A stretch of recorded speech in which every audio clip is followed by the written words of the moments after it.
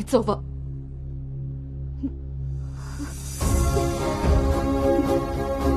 ఏ నమ్మకంతో అయితే నీతో ట్రావెల్ చేశానో ఆ నమ్మకాన్ని చంపేశావు.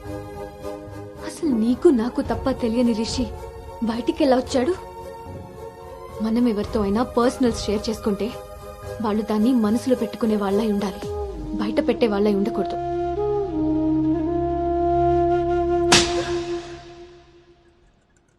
అసలు ఏంటి నీ ప్రాబ్లం? నువ్వే. నీ మాటలే నాకు ప్రాబ్లం, నీ నవ్వే నాకు ప్రాబ్లం. తేజు, నువ్వు నా ఫ్రెండ్ అంతే. ఫ్రెండా?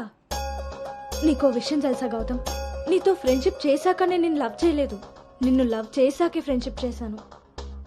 నేను నిన్ను లవ్ చేస్తున్నానని నీకు తెలిసి కూడా నువ్వు నన్ను లైట్ తీసుకున్నావు. అయినా నేను మాత్రం సీరియస్గా ఫాలో అయ్యాను, సిన్సియర్గా లవ్ చేశాను. ఎంతలా అంటే నువ్వు పల్లవితో రిలేషన్షిప్లో ఉన్నా కూడా నువ్వే కావాలి అనుకునేంత. నువ్వు పల్లవితో స్పెండ్ చేసిన ప్రతి మూమెంట్ నాకు చెప్తుంటే పెయిన్ ఫీల్ అవుతూ కూడా దాన్ని తట్టుకోగలిగానేమో కానీ నీ పైన ప్రేమను చంపుకోలేకపోయాను. ఇంకా ఇలా ఎన్ని రోజులు గౌతమ్? నా వల్ల కాలేదు. మా పేరెంట్స్ ఊరు నుండి రాగానే మీ పేరెంట్స్తో ప్రపోజల్ పెట్టిద్దామని మీ అంకుల్ నెంబర్ తీసుకున్నాను. కానీ నేను నిన్ను నోవోటల్ దగ్గర డ్రాప్ చేసి వస్తుండగా వేరే దారి కనిపించలేదు. నీ లవ్ కోసం నువ్వెంత సఫర్ అయ్యావో నా లవ్ కోసం నేను అంతే సఫర్ అయ్యాను.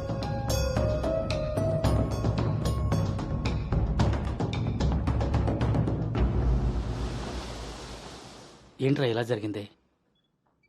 సాయంత్రానికల్లా శుభవార్తతో తిరిగి వస్తా అన్నావు, అలాంటిది సడన్గా ఎలా? సడన్గా ఏవి రావురా, అన్నీ ఎప్పటి నుంచో ఉంటాయి, సడన్గా బయటపడతాయి అంతే.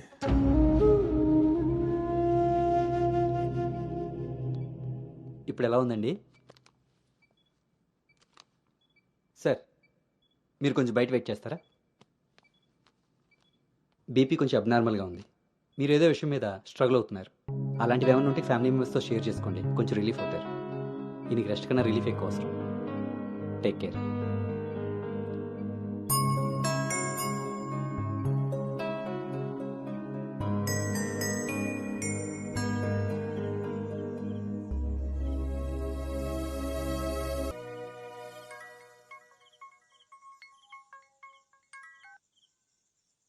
భార్గవి,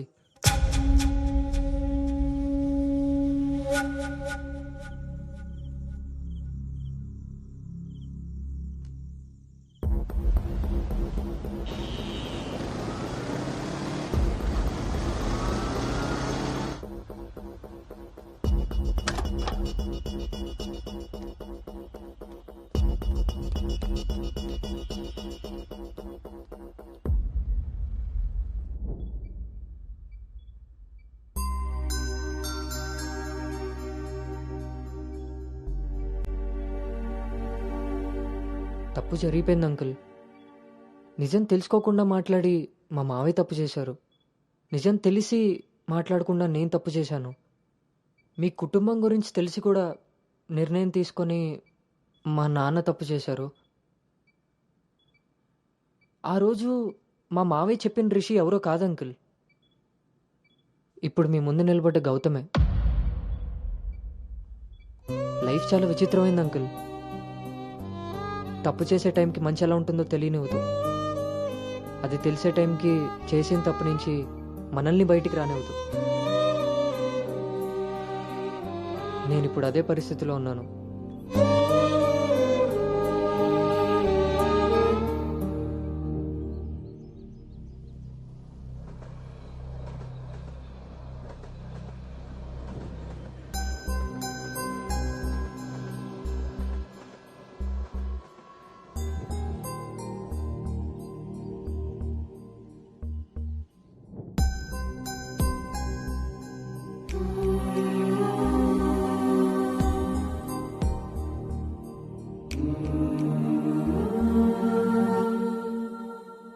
అమ్మాయి విషయంలో తప్పు జరిగిందని తెలిసాక కోపాన్ని ఆపుకోలేకపోయాను. మీ విషయంలో తప్పు చేశానని తెలిసాక మీ ముందు తలెత్తుకోలేక నిలబడ్డాను.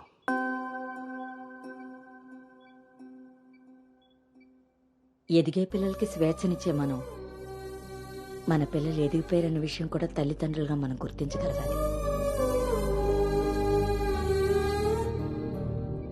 అయినా పెంపకం అంటే పిల్లలకి ఏమీ తెలియకుండా పెంచడం కాదు, వాళ్ళకన్నీ తెలియాలి. అందులో ఏది మంచో ఏది చెడో మనమే తెలియపరచాలి. పిల్లల విషయంలో తప్పు మన పెంపకం అయితే పొరపాటు వాళ్ళ ప్రయాణం.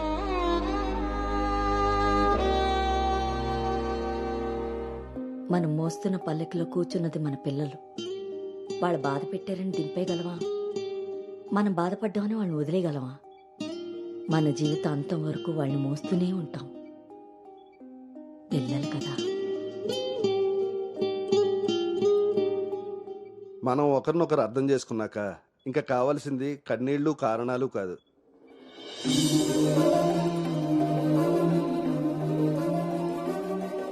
నాకు ఈ పెళ్ళొద్దు నాన్న.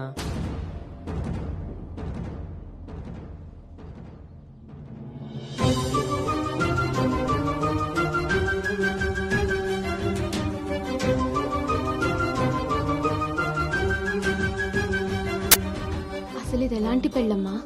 పెద్దలు కుదిర్చి పిల్లల ఇష్టంతో జరుగుతున్న పెళ్ళ, లేక పిల్లలే ఇష్టపడి పెద్దల్ని ఒప్పించి చేసుకుంటున్న పెళ్ళ? పెద్దలు చేసే పెళ్లిలో కానీ పెద్దల్ని ఎదిరించి చేసుకునే పెళ్లిలో కానీ పెళ్ళి ఎలా ఉంటుందో ప్రేమ కూడా అలానే ఉంటుంది. కానీ మా పెళ్లిలో అది మాత్రమే ఉండదు. ఆ రోజు మీరు అడిగారు నన్ను, నువ్వు సంతోషంగా ఉండాలి అంటే నీకు ఎలాంటి భర్త కావాలి అని. అప్పుడు నా మనసులో మాట చెప్పాను. కానీ నేను ఆ రోజు చెప్పిన వ్యక్తి గౌతమ్ అయితే కాదు నాన్న. పెద్దలకి నచ్చినట్టుగా పిల్లల్ని పెంచుకునే అవకాశం అందరికీ ఉండొచ్చు. పెద్దలకి నచ్చిన విధంగా పిల్లలు పెళ్లి చేసే అదృష్టం కొంతమందికే ఉంటుంది. కానీ మేం చేసిన ఈ పొరపాటు కనీసం మిమ్మల్ని కొంతమందిలో కూడా ఉండనివ్వలేదు.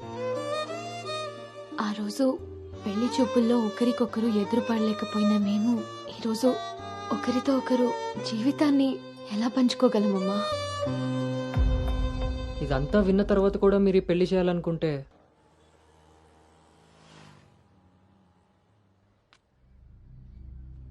చిన్నతనం నుంచి నువ్వు నేను ఒకే ఊర్లో పెరిగాం. నిన్ను తాకిన గాలే నన్ను తాకింది, నువ్వు తాకిన నెలనే నేను తాకాను. మన పరిచయం విచిత్రం, మన ప్రయాణం ఇంకా విచిత్రం.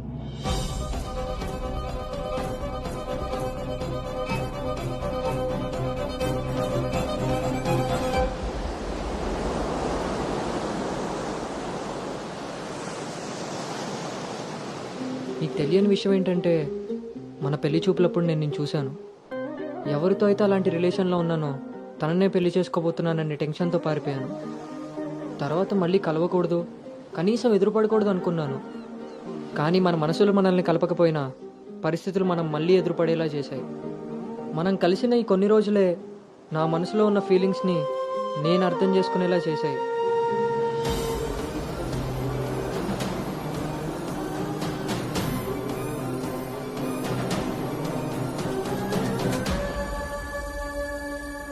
ప్రేమ అందంతోనూ ఐశ్వర్యంతోనూ పుడుతుందని తెలుసు, కానీ కేరింగ్ వల్ల కన్సోలింగ్ వల్ల పుడుతుందని నా విషయంలోనే తెలుసుకున్నాను.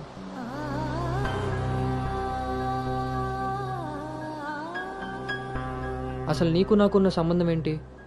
ఎప్పుడు కలుద్దాం, ఎక్కడ కలుద్దాం? మరి అలాంటప్పుడు నీ స్ట్రగుల్ని నేనెందుకు ఫీల్ అవ్వాలి?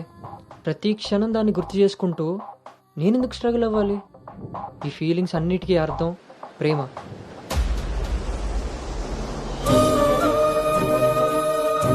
ఆ విషయం చెప్తే నన్ను తప్పుగా చూసి దూరం చేస్తావేమో అన్న భయంతో చెప్పలేకపోయాను. కానీ నువ్వు పెళ్లి చూపులకు ఒప్పుకున్నాక అర్థమైంది అది డౌట్ కాదు, నిజమని. ఎందుకో తెలుసా? నిన్ను చూసుకోవడానికి వచ్చే పెళ్లి కొడుకు నేను కాదని నీకు తెలుసు కాబట్టి. నువ్వు అక్కడ పెళ్లి చూపులకు ఒప్పుకున్నావంటే ఇక్కడ నన్ను లవ్ చేయట్లేదనే కదా. మరి నేనెందుకు ఒప్పుకున్నానో తెలుసా? నన్ను చూస్తే నువ్వు ఎలాగో నచ్చలేదని చెప్తావు. ఆ మాట విని నా మనసు బాధపడుతుందని తెలిసినా మా నాన్న మాట కాదనకుండా వచ్చినందుకు కనీసం ఆయనైనా సంతోషపడతారని వస్తానన్నాను. నేను పల్లవిని దాటి అనుని చేరడానికి చాలా ప్రయత్నించాను, కానీ చివరికి రిషిగానే మిగిలిపోయాను. అలానే నా మనసులో మాట ఎవరికి చెప్పకుండా ఉండలేను. అను నీతో కలిసి తిరగడానికి పరిచయం సరిపోయిందేమో కానీ నా ప్రేమని చెప్పడానికి ధైర్యం సరిపోలేదు. నేను నిన్ను ప్రేమిస్తున్నాను అని గట్టిగా చెప్పాలనిపించింది, కానీ అప్పుడు ఎలా చెప్పాలో తెలియలేదు. ఇప్పుడు ఏం చేయాలో అర్థం కావట్లేదు. అందుకే నా అనుకి ఏదైతే చెప్పాలనుకున్నానో దాన్ని తన సోల్మేట్ అయిన నీకు చెప్పుకుంటే కనీసం రిలీఫ్ అయినా దొరుకుతుందని చెప్తున్నాను.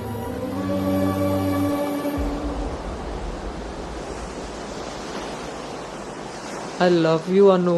I love you, Anu. I love you, Anu.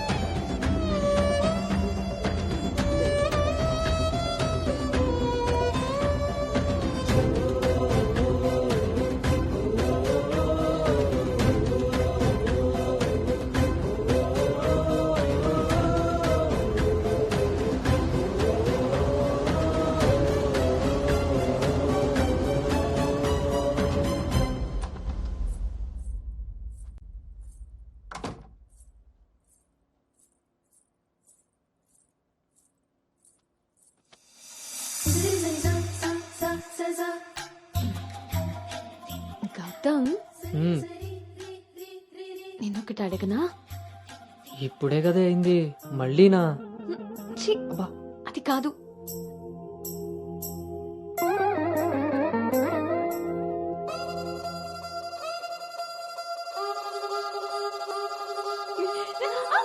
ఏ జాగ్రత్త.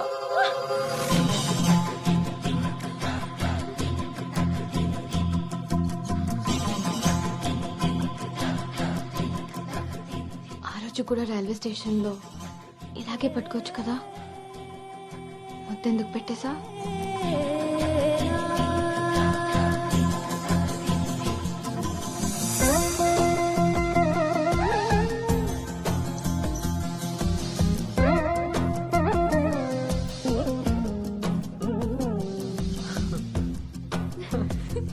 గౌతమ్ ఆగు.